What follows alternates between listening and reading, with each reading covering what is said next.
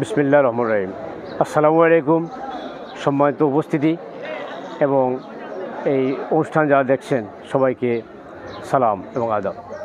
আজকে আমরা আমাদের প্রত্যাশিত খুব সুন্দর একটি অনুষ্ঠান এইমাত্র সমাপ্ত করলাম।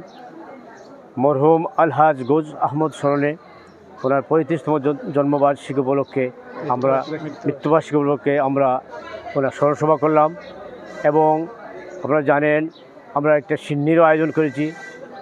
যারা ফয়জুল আহমদ গোস আহমদ সাহেবের কনিষ্ঠ ছেলে গত ডিসেম্বর মাসে ঘোষণা দিয়েছিলেন আমি মে মাসে আসছি, সবাইকে নিয়ে সবাইকে নিয়ে আমি একটি খাবারের ব্যবস্থা করব। ইনশাআল্লাহ উনি এসেছেন, খাবারের ব্যবস্থা হয়েছে। আমরা আয়োজন আমরা আপনাদের আপ্যায়ন করার চেষ্টা করছি।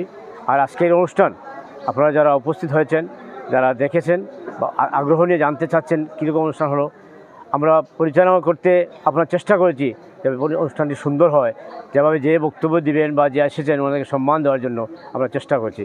এরপরেও যদি এই পরিচালনায় বা কোনোভাবে কোনো ব্যর্থতা থেকে থাকে আপনারা ক্ষমা সুন্দর দৃষ্টি দেখবেন।